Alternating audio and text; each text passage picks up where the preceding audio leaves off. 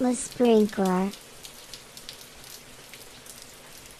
Alors, comment on construit Un environnement sécuritaire. des environnements sécuritaires? Qu'est-ce que tu en penses? Ben, moi, j'aurais le goût de partir avec c'est quoi un environnement sécuritaire, avant même de parler de construction d'environnement sécuritaire. De construction? Okay. Non, mais Okay, j'aimerais ça savoir c'est quoi un environnement sécuritaire avant de dire comment on fait pour le builder, parce que si je sais... En tout cas, moi, là, ça me rassure. Un environnement sécuritaire, je pense que ça l'inclut des individus qui se font confiance. C'est-à-dire que si je m'exprime, je suis convaincu, hors de tout doute, que François ou Mathieu ne vont pas m'arracher la face. L'image mentale première que j'avais, c'est dans Mario Bros, quand tu sautes sur une tortue, elle sort de sa... Fais-moi confiance, Je pense pas J'y arrive. Elle sort de sa carapace, la tortue. Ouais. Ben pour moi, là, être dans un environnement sécuritaire, c'est que je peux prendre ma carapace, la laisser à l'entrée, OK. puis être dans cet environnement-là, puis j'ai pas peur que je vais me... Te mettre à nu. Ouais, mon corps, qui normalement est protégé par ma carapace, ben là, je suis soudainement confortable. C'est l'image mentale spontanément que j'ai eue quand François a lu ça. Qu'est-ce qui te motiverait d'enlever ta carapace? Ben, je pense que le mot confiance que tu as souligné en partant est probablement un pilier important. Ouais. Et le thermostat à 23. Aussi. Ouais. François? Moi, sur les environnements sécuritaires, la première pensée que j'ai eue après avoir vu la question, puis ça va vous donner un petit peu une idée de comment je pense, puis que je pense pas. Je me suis dit, les astiques d'environnement sécuritaire. Je suis tanné d'entendre parler. Je suis tanné d'en entendre parler, vraiment.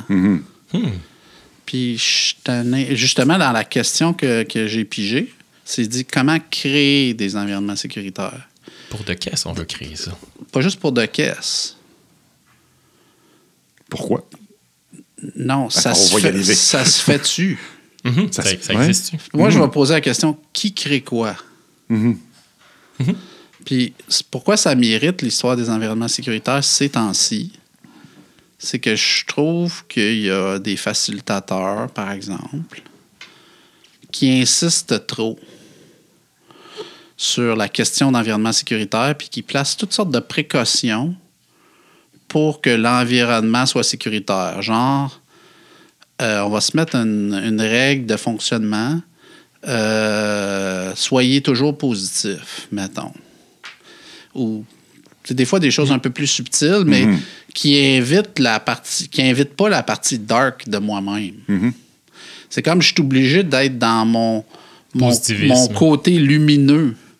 Mais moi, je m'excuse, là, je suis un humain. Là.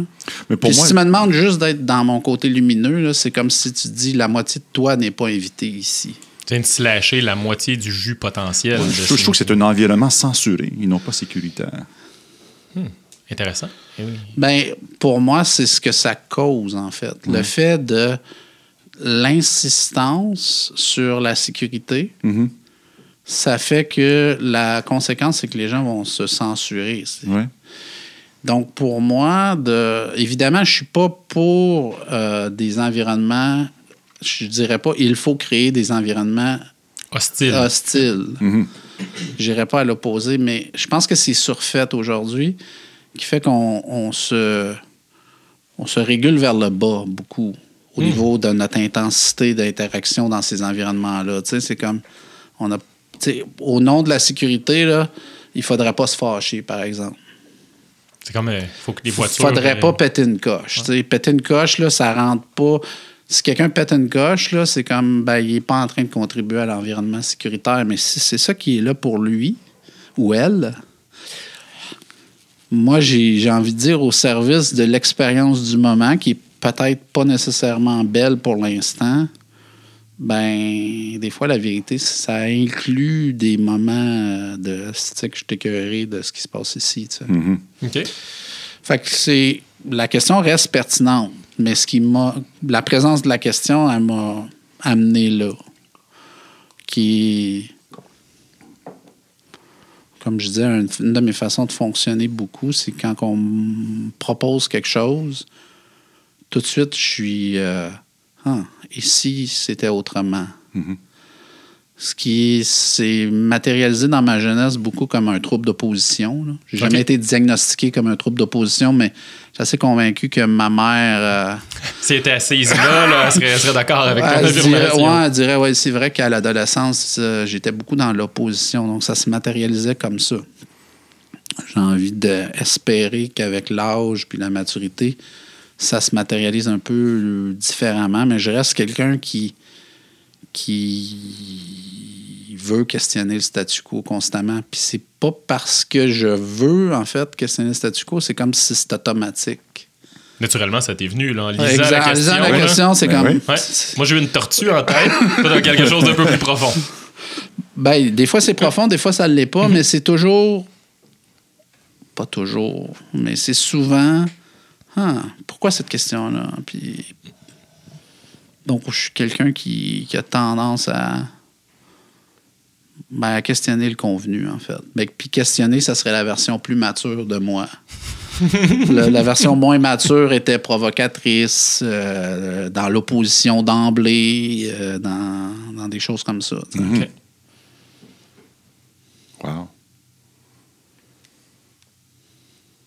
Fait qu'un environnement sécuritaire, je pense que ça se peut. Mais j'aurais envie de nous inviter d'arrêter d'être dans l'illusion qu'il y a une personne spécifique qu'on appelle un facilitateur, par exemple, qui peut créer ça. Avec sa baguette magique de facilitateur. Il pourrait peut-être y contribuer d'une certaine façon par sa façon d'être.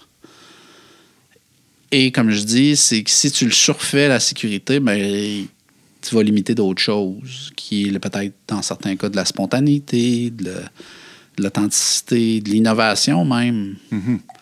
C'est comme si on est tellement...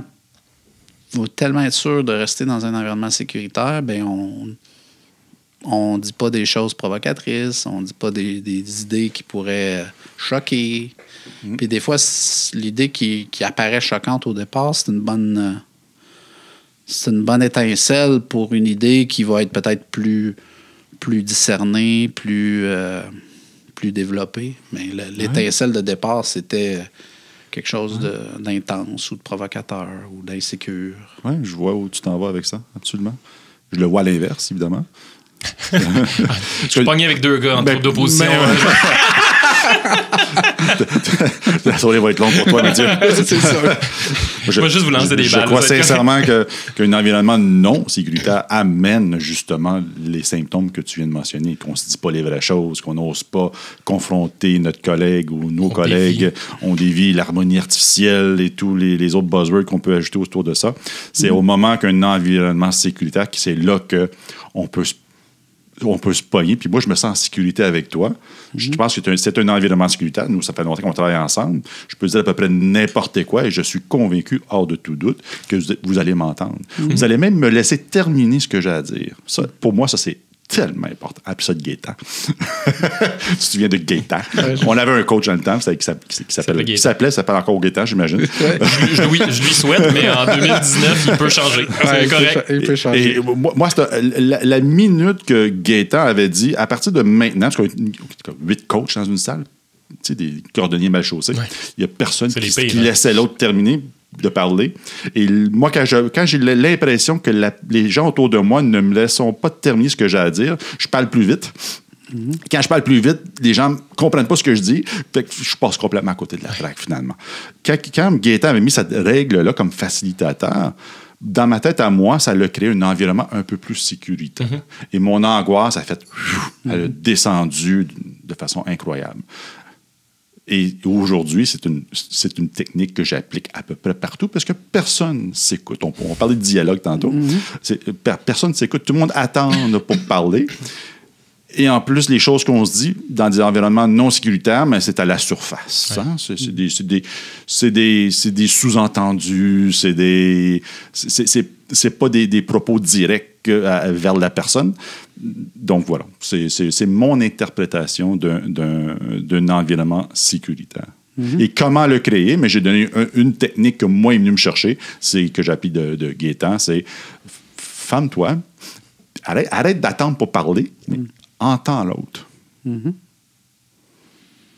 Puis des fois, ce qui va créer de la sécurité, c'est qu'on va avoir eu des moments difficiles, puis on va avoir réussi à les surmonter, je pourrais dire. Mm-hmm. Donc là, il y a comme quelque chose qui s'installe dans la relation où il y a un sentiment de sécurité du fait qu'on a eu des conversations intenses, qu'on n'est pas mort. Qu'on n'est pas mort, puis qu'on a réussi à s'en parler, et ainsi de suite. Donc, moi, ma critique n'est pas tant sur le concept d'environnement sécuritaire, puis que c'est une bonne chose d'avoir des environnements sécuritaires. Ma critique est plus dans le comment, justement, certains environnements surfont ça, puis en fait, mettre ce que moi je vais appeler de la surprécaution. C'est comme des fois l'expression mettre des bretelles, mettre une ceinture, puis padder les murs solides. C'est comme il faut falloir être sécuritaire d'être sécuritaire en sécurité. Donc pour nos amis coach agile et Scrum Master qui nous écoutent, faites la distinction entre un environnement sécuritaire et un environnement padé, censuré et tout le reste où on ne peut pas se dire les vraies choses. Ou un environnement où on n'a pas le droit de potentiellement offenser la personne devant vous. Ou de ne pas être d'accord, simplement. Des fois, c'est juste ça. Là, puis...